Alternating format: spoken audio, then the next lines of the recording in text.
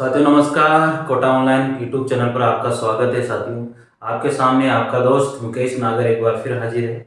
साथियों आज हम लोग बात करेंगे यहाँ पर हिंदी साहित्य के इतिहास में सबसे मेन जो बात है वो है हिंदी साहित्य का इतिहास, और ये लिखा है हमारे आचार्य रामचंद्र शुक्ल। आचार्य रामचंद्र शुक्ल किसने लिखा है?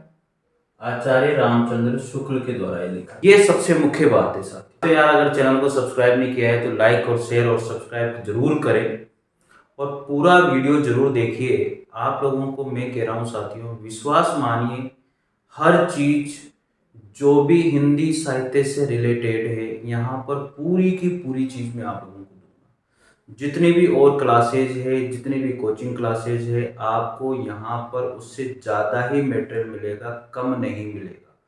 और ऑथेंटिक्स बुक्स हैं। आचार्य रामचंद्र शुक्ल का हिंदी साहित्य के इतिहास मैंने लिया, डॉक्टर नगेंद्र का हिंदी साहित्य के इतिहास मैंने लिया, सरस्वती पांडे, गोविंद पांडे, इनका भी मैंने मिश्रण किया है। सभी को मैंने यहाँ से निकाला और उसके बाद में ये नोट्स बनाए और उसके बाद में आप लोगों के सामने रखा हूँ। अभी मैं आपको दिल से बता रहा हूँ, एक भी बात यहाँ से बाहर नहीं जाएगी। आपके जो भी सिलेबस में है पूरा का पूरा हिंदी साहित्य का इतिहास पूरा का पूरा कंप्लीट मैं यहाँ पर करवाऊंगा, निश्चिंत रहिए। बस आप हिंदी साहित्य का इतिहास जो है आचार्य रामचंद्र शुक्ल ने लिखा 1929 में। इसका जो सन है वो 1929 है। इसको प्रकाशन किसने किया? नागरी प्रचारणी सभा काशी से, बनारस जो प्रेजेंट टाइम हम लोग कहते हैं, तो नागरी प्रचारणी सभा यहाँ से इसका प्रकाशन हुआ। किसका? हिंदी साहित्य के इतिहास 1929 में आचार्य रामचंद्र शुक्ल ने जो लिखा है। 1929 में इसे हिंदी शब्द सागर के रूप में प्रकाशित किया था। 1929 में हिंदी शब्द सागर के रूप में इसे प्रकाशित किया गया था। याद रखेगा, किसके रूप में? हिंदी शब्द सागर के रूप में। इसमें 3 विद्वानों का योगदान है, बाबू श्याम सुंदर दास, आचार्य रामचंद्र शुक्ल और आचार्य रामचंद्र वर्मा। 3 विद्वानों का सबसे बड़ा योगदान रहा है, बाबू श्याम सुंदर दास जी का, आचार्य रामचंद्र शुक्ल और रामचंद्र वर्मा। इन 3 विद्वानों का बहुत बड़ा योगदान इसके अंदर रहा है। साथियों याद कर लेना अच्छे से। इसमें कौन सी पद्धति का प्रयोग किया गया है? इसमें विकासवादी पद्धति का प्रयोग किया है, जिसे हम विधेयवादी पद्धति भी, इसमें विकासवादी पद्धति का प्रयोग किया गया है, जिसे हम क्या कहते हैं? विधेयवादी पद्धति भी इसे कहा जाता है साथियों। ठीक है, आगे बात करते हैं।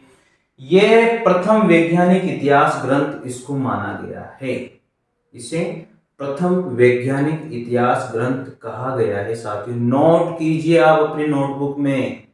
जब तक नोट नहीं करोगे तब तक कोई मतलब नहीं है, ऐसे सुनते रहो और रिवाइज कीजिए बार बार जितना लिखोगे उसे।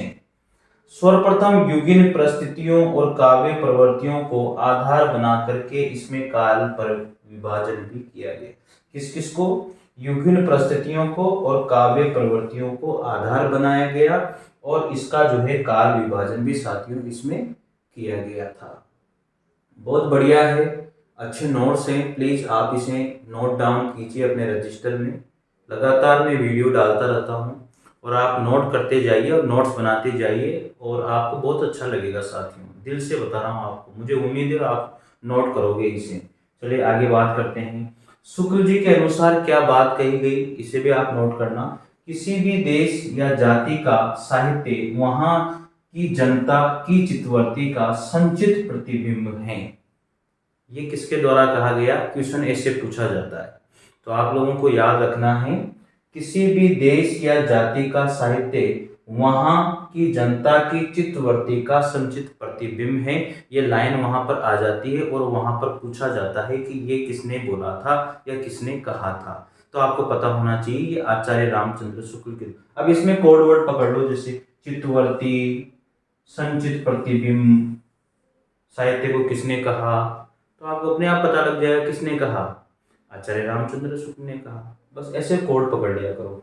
अब इसके अंदर क्या है? 900 वर्षों का जो इतिहास है हिंदी साहित्य का, उसे इन्होंने 4 कालखंडों में बांटा है। किसने 12 में, किसी ने 8 में और किसी ने 4 में। तो आचार्य रामचंद्र शुक्ल ने इन 900 वर्षों के इतिहास को कितने कालखंडों में बांटा? 4 कालखंडों में इनके द्वारा बांटा गया है साथियों। आगे इनको रचना लेखन में केदारनाथ पाठक का सहयोग मिला है। जब आचार्य रामचंद्र शुक्ल जब हिंदी साहित्य का इतिहास ग्रंथ 1929 में इसको जब ये लिख रहे थे, तो इनको जो सहयोग मिला वो किसके द्वारा मिला? केदारनाथ पाठक ने इनको बहुत बड़ा सहयोग किया था लिखने में। मतलब जैसे ही आचार्य रामचंद्र शुक्ल लिखने बैठते थे, इनकी मतलब चीज़ों को वो संभाल करके रख देते थे और चीज़ों को जो मंगवाते थे वो इनके साथ लेकर के जाते थे। इस तरह से सारी चीज़ों को इन्होंने जो है इनके साथ सहयोग के रूप में काम किया था। ग्रंथ का आरंभ, ये जो ग्रंथ है इसका आरंभ जो होता है वो सिद्धों की वाणी से होता है। ये क्वेश्चन पूछा गया था। इस ग्रंथ का जो आरंभ होता है वो सिद्धों की वाणी से किया जाता है। तो साथियों इस ग्रंथ में ये सबसे मुख्य बात पूछी जाती है कि हिंदी साहित्य का इतिहास ग्रंथ जो आचार्य रामचंद्र शुक्ल के द्वारा लिखा गया उसका प्रारंभ कहाँ से होता है? ऐसे क्वेश्चन पूछा जाता है। उसका प्रारंभ कहाँ से होता है? सिद्धों की वाणी से इसको प्रारंभ किया गया है। ये क्वेश्चन आप लोगों को इस तरह से याद रखना। आगे है यहाँ पर जो संहिता प्राप्त रचनाएं, आचार्य रामचंद्र शुक्ल के द्वारा अनेक रचनाओं से भी मैटर इकट्ठा किया गया, अनेक रचनाओं से भी इन्होंने सहायता प्राप्त करी है। वो रचनाएं कौन कौन सी रही? जो हिंदी साहित्य का इतिहास ग्रंथ लिखने के लिए इन्होंने उन रचनाओं से भी हेल्प ली है। कौन कौन सी रचनाएं हैं? मिश्र बंधु विनोद, जो मिश्र बंधुओं ने लिखी है, मिश्र बंधु विनोद और मिश्र बंधुओं के द्वारा लिखी गई, वहां से भी इन्होंने लिया है। हिंदी कोविद रत्नमाला जो श्याम सुंदर दास जी के द्वारा लिखी गई, वहां से भी इन्होंने लिया है। कविता कौमुदी जो राम नरेश त्रिपाठी जी के द्वारा लिखी गई, वहां से भी इन्होंने अच्छे से इस ग्रंथ से भी अच्छी अच्छी चीजें निकाली और इसमें लिखी। और ब्रज माधुरी सार ये लिखी है वियोगी हरि के द्वारा, और यहाँ से भी इन्होंने जो है इसमें से कुछ चीजों को निकाल करके अपने हिंदी साहित्य के इतिहास में लिखा है साथियों। तो ये चीजें आप लोग याद रखिए अच्छे से और नोट कीजिए। आप स्क्रीनशॉट ले लीजिए प्लीज जल्दी से। तो ले लिया होगा आपने, देखिएगा साथियों इसमें क्या है आगे। दोहरे नामकरण की परंपरा प्रारंभ की किसके द्वारा? आचार्य रामचंद्र शुक्ल के द्वारा ही दोहरे नामकरण की परंपरा को प्रारंभ किया गया। अब काल विभाजन इनका देख लेते हैं, इन्होंने किस तरह से काल विभाजन किया। आदि काल को इन्होंने वीरगाथा काल कहा, पूर्व मध्य काल भक्ति काल, उत्तर काल को रीति काल, गद्य काल आधुनिक काल।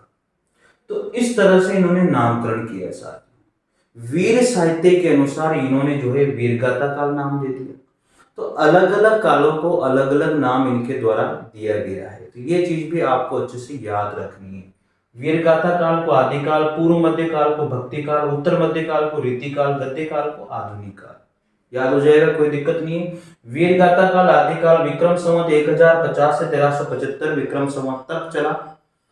पूर्व मध्य काल भक्ति काल जो है विक्रम संवत 1375 से 1700 तक विक्रम संवत तक चला।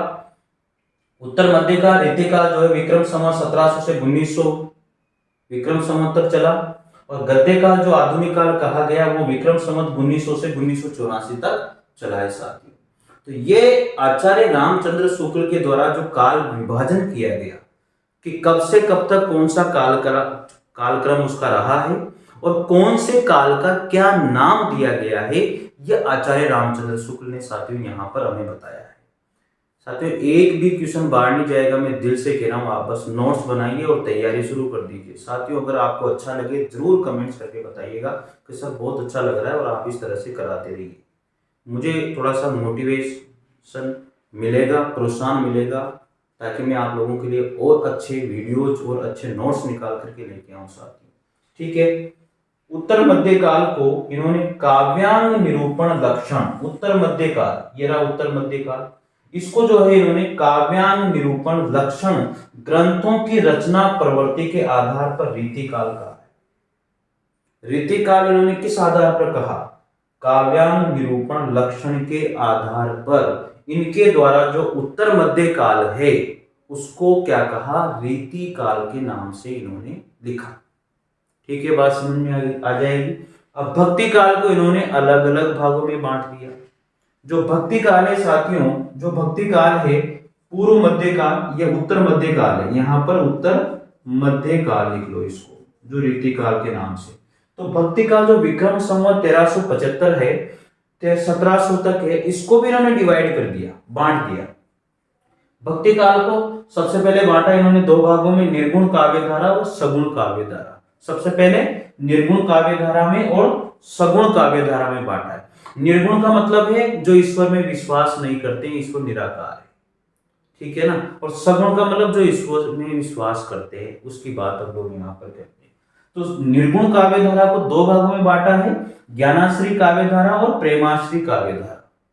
जिसमें ज्ञान के आधार पर कार्य किया जाता है ज्ञानाश्री काव्य धारा, और प्रेम के आधार पर जिसमें प्रेम को महत्व दिया गया है, श्रृंगार को महत्व दिया गया है, रीति को महत्व दिया गया है, उसको हम लोगों ने प्रेमाश्री काव्य धारा कहा गया। अब ज्ञानाश्री काव्य को संत काव्य कहा गया। संत काव्य में कौन है सबसे मुख्य? कबीरदास जी, निर्गुण माने गए कबीरदास जी। उसके बाद में प्रेमाश्री काव्य धारा को सूफी काव्य कहा गया, और सूफी काव्य में मुख्य कौन है आपको पता है? जायसी को माना गया है। सबको कंफर्म याद है। अब चलते हैं सेकंड नंबर पर जो इन्होंने किया है, सगुण काव्य धारा जो है उसको भी इन्होंने दो भागों में बांटा, कृष्णाश्रय और रामाश्रय। जो कृष्णाश्रय उसको कृष्ण काव्य कहा गया, और रामाश्रय जो है उसको राम काव्य कहा गया। जो कृष्णाश्रय था उसको कृष्ण काव्य का, और कृष्ण काव्य में सबसे मुख्य कौन है कवि? सबसे मुख्य कौन है? सूरदास जी है। सबसे ज्यादा रचनाएं जो है कृष्ण काव्य में सूरदास जी के द्वारा लिखी गई, सबसे मुख्य इनके आधार पर ही इसको भाग को माना गया है। और सगुण काव्य धारा में सेकंड नंबर पर रामाश्रय, रामाश्रय को राम काव्य कहा, और राम काव्य में सबसे मुख्य कौन है? तुलसीदास जी। तो तुलसीदास जी ने इसमें बहुत अच्छा वर्णन किया है। तो इस आधार पर भक्ति काल को जो है आचार्य रामचंद्र शुक्ल के द्वारा बांटा गया है, और ये आपको पता होना चाहिए। भक्ति काल को कितने भागों में बांटा? निर्गुण काव्य धारा, सगुण काव्य धारा। निर्गुण काव्य धारा कितने भागों में बांटा? दो भागों में, ज्ञानाश्री काव्य धारा और प्रेमाश्री काव्य धारा। इसके सगुण काव्य कितने? कृष्णाश्री और रामाश्री। ज्ञानाश्री को संत काव्य भी कहते हैं, प्रेमाश्री को सूफी काव्य भी कहते हैं। संत काव्य में कबीर है, सूफी काव्य में जायसी है। सगुण काव्य में कृष्णाश्रय और रामाश्रय में बांटा गया है। कृष्णाश्रय को कृष्ण काव्य कहा जाता है और सूरदास जी मुख्य हैं। जो सगुण काव्य है उसको दो भागों में बांटा, दूसरा भाग है रामाश्रय, और रामाश्रय को राम काव्य कहा जाता है, और राम काव्य को सबसे मुख्य बात किसी करी है राम काव्य के लिए? तुलसीदास जी ने करी है। तो मेरे हिसाब से आपको ये पूरा मैटर समझ में आ गया होगा। जो हिंदी साहित्य का इतिहास जो आचार्य रामचंद्र शुक्ल जी के द्वारा लिखा गया, उसको उन्होंने क्या क्या किया, क्या क्या नहीं किया, सारी विशेषताएं मैंने आप लोगों को यहाँ पर बता दी है। तो साथियों मेरे हिसाब से इसमें तो आपको कोई भी दिक्कत आने वाली नहीं होनी चाहिए। तो साथियों मिलते हैं अगले वीडियो के साथ, तब तक के लिए जय हिंद, जय भारत, थैंक यू।